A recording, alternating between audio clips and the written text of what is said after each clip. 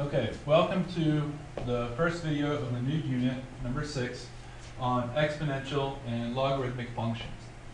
The first lesson we're going to look at is an introduction to exponential functions.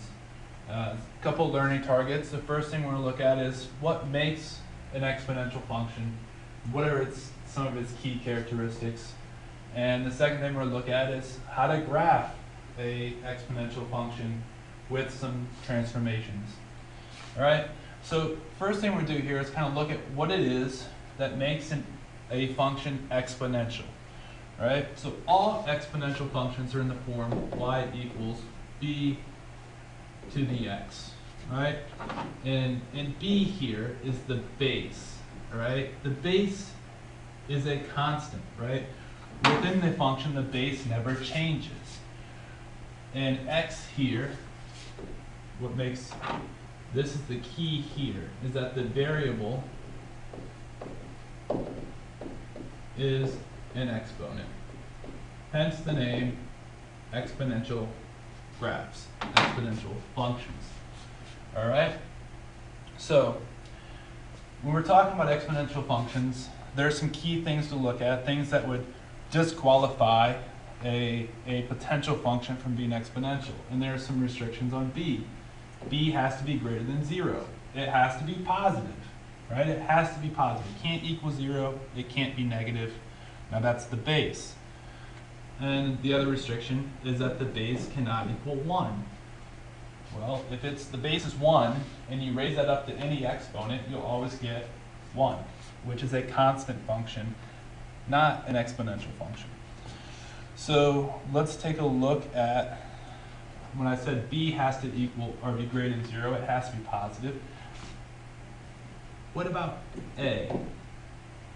Now a cannot equal 0, but a can be positive, which means that the leading coefficient, a, is referred to as the leading coefficient.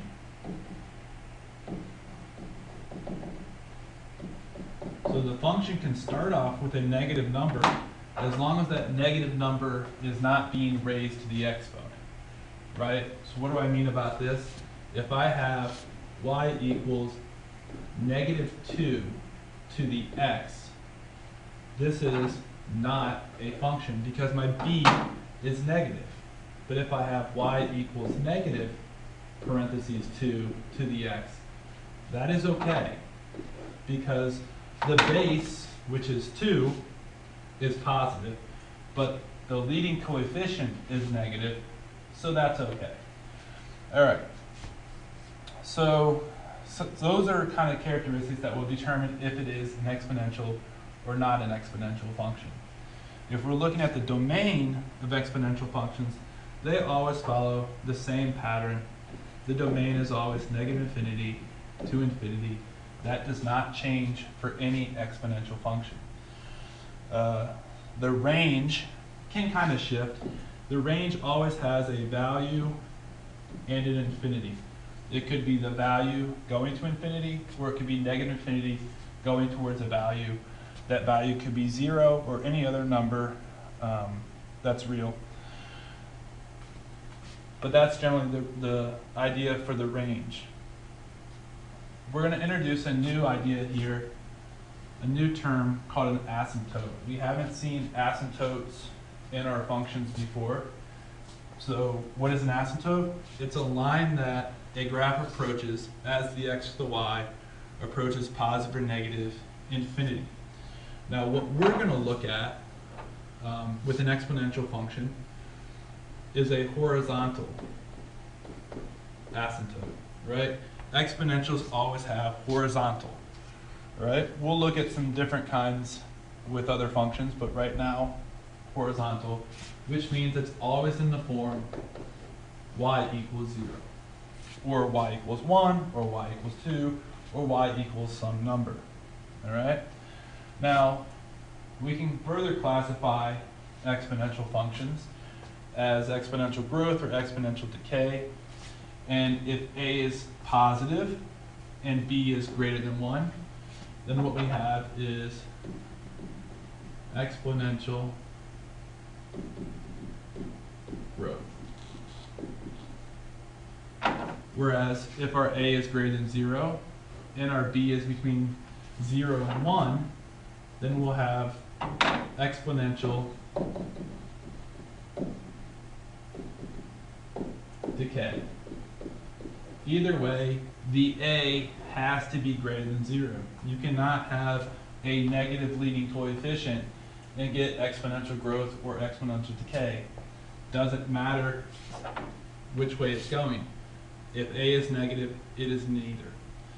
Generally, exponential growth looks like this, and exponential decay will look like this. All right? So there's the difference visually between exponential growth and exponential decay. Oh, hold on. Let me fix that. That is wrong. Exponential decay looks like this. So they're both positive functions. All right?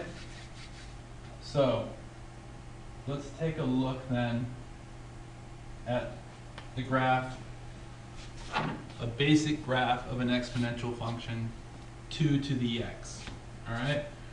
With any function, you can always just pick some x values. So I'm going to pick I'll pick 0 in the center, -1, -2, 1, and 2.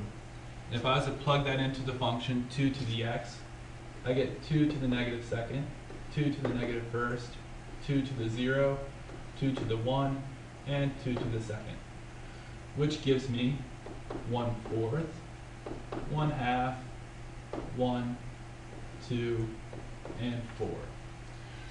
So if I was to plot these points, I have right there, approximately right there, 0, 1, 1, 2, and 2, 4.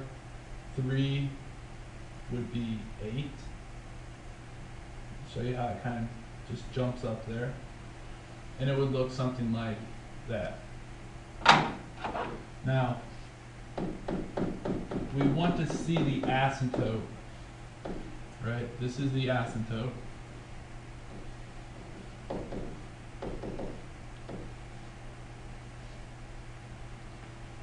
Right? I misspelled that.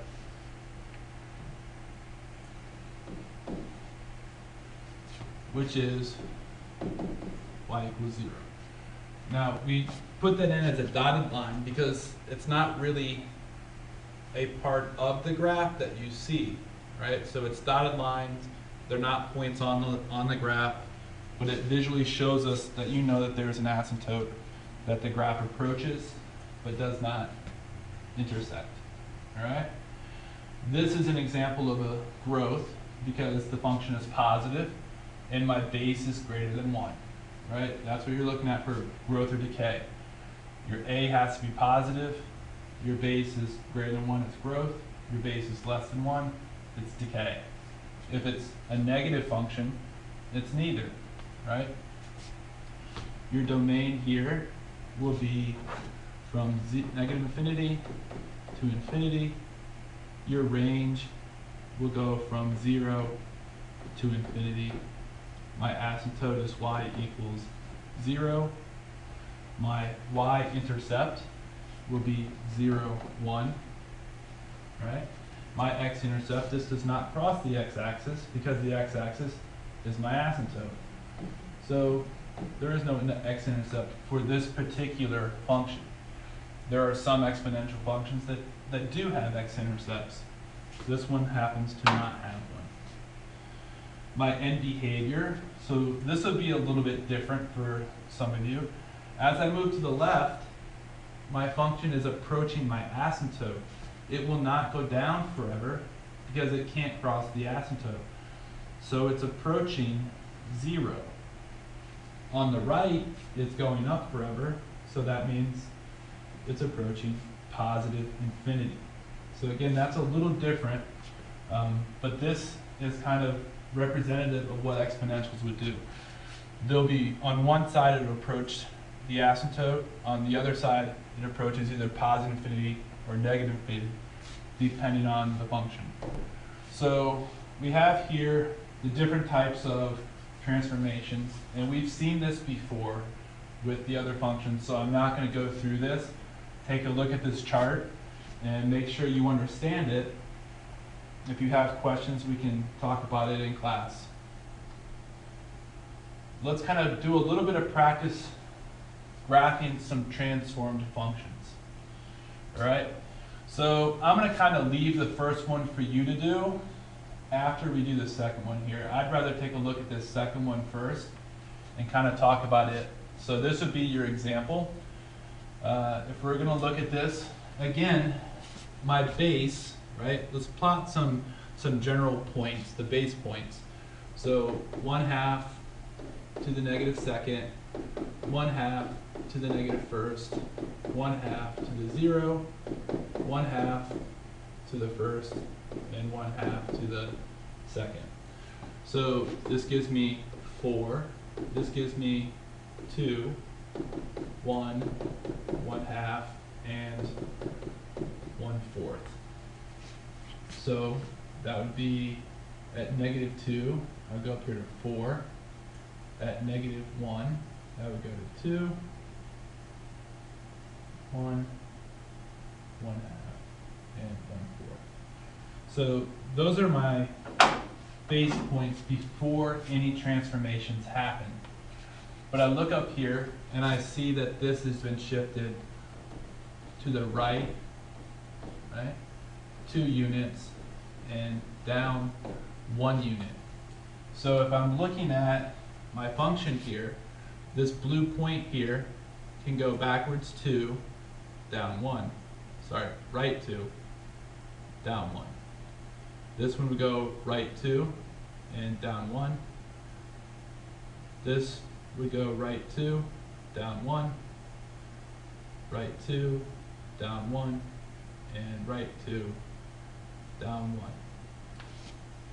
So I get this graph here that levels out right there, and I get an asymptote here of y equals -1. All right, so that is an example of exponential decay because my base is less than 1, but still positive. My domain doesn't change. It's still -infinity to infinity. My range is still my asymptote -1 to infinity because it is a positive function, so it should be going up on the right side. My asymptote is y equals -1. My y-intercept gives me the point 0, 3. And my x-intercept, I believe, is the point 2, 0. Okay. My end behavior. Now this time on the left side of this exponential decay, it's going up. So my left side is approaching positive infinity. On the right side, it's approaching the asymptote. So f of x is approaching -1. All right, so exponential decays, they will approach the asymptote on the right instead of the left. Okay, so you should be able to do number 1 at this point, but I want to go back and kind of look at the next set of transformations here, which has a multiplier.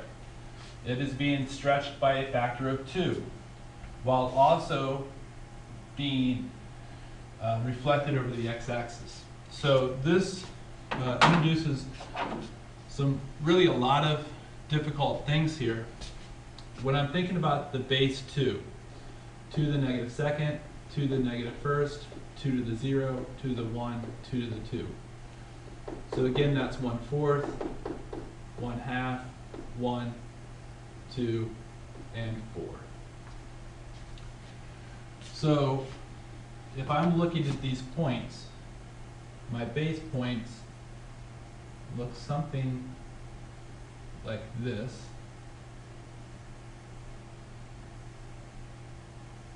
And we've seen that before. So when I'm thinking about shifting this and transforming this, you've got to think about the multiplier first. All right? So these are my old y values. Right? These are my old y values. Each one of those is going to be multiplied by -2, and then 5 will be added to it. So -1/4 times 2 will give me -1/2. When I add -0.5 to 5, I get 4.5. So this actually should become 4.5. 1/2 times -2 will give me -1. When I add 5 to -1, I get 4. When I multiply -2 times 1, I get -2, plus 5, I get 3. -2 times 2 is 4, -4, plus 5, which is 1. And -2 times 4 is -8, times 5 is, or I'm sorry, plus 5 is -3. So thinking about that, those shifts can help you to kind of graph, because this can get really messy if you're trying to transform this and reflect and shift and multiply. Now, what's happening here, right? If I'm at -2, this tells me to go left 3. So -2 left 3 puts me at -5, and then I'm going to go to 4.5. 1, 2, 3, 4.5. Then I have -1. Shift this one back 3, 1, 2, 3, and then go to 4. There's my second dot. I was at 0, and I go backwards 3, and that should be +3. And then from 1, go backwards 3, and I should go up to 1. And then I was at 2, go backwards 3, and down 3. Should be about right there. So I start to see this graph that looks like this. Right?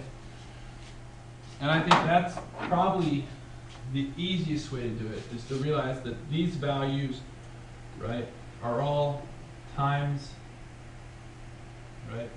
Y gets multiplied by -2, and then you add 5 to get these values. All right? That's how I got to those Y values. And then you just shift everything to the left to do it. This is not exponential growth or decay. This is neither. All right? My domain still remains -infinity to infinity, because that never changes. And the other thing here is we need to put in the asymptote, which is y equals 5. All right? Our range goes from -infinity to 5. Because it's a negative function, it goes from -infinity to 5. The asymptote is y equals 5. The y-intercept and the x-intercept can sometimes be a little bit difficult to see in some of these graphs, so I do want to bring up a calculator and show you how to find it on the calculator. So here's the calculator. It has the function -2 times 2 raised to the x plus 3 plus 5. And here's the graph we saw. So if I want to find my y-intercept, I can just look at my table. And there's my 0. When x is 0, y is -11. So my y-intercept is 0, -11.